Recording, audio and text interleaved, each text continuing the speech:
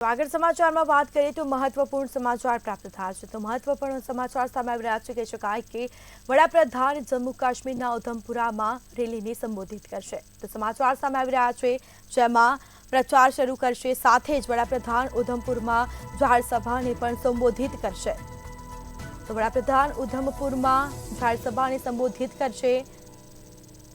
જેમાં કેન્દ્રીય મંત્રી જીતેન્દ્રસિંહ માટે કરશે પ્રચાર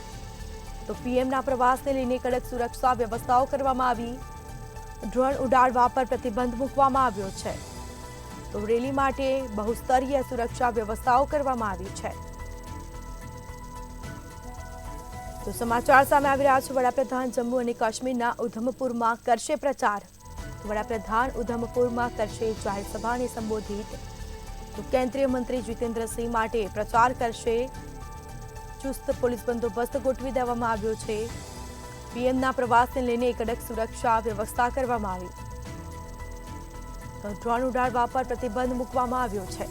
રેલી માટે બહુસ્તરીય સુરક્ષા વ્યવસ્થાઓ કરવામાં આવી કેન્દ્રીય મંત્રી જીતેન્દ્રસિંહ માટે કરશે પ્રચાર વડાપ્રધાન ઉધમપુરમાં કરશે જાહેર સભાને સંબોધિત તો પીએમના પ્રવાસને લઈને કડક સુરક્ષાઓ કરવામાં આવી છે ડ્રોન ઉડાડવા પર પ્રતિબંધ મૂકવામાં આવ્યો તો રેલી માટે બહુસ્તરીય સુરક્ષા વ્યવસ્થાઓ કરવામાં આવી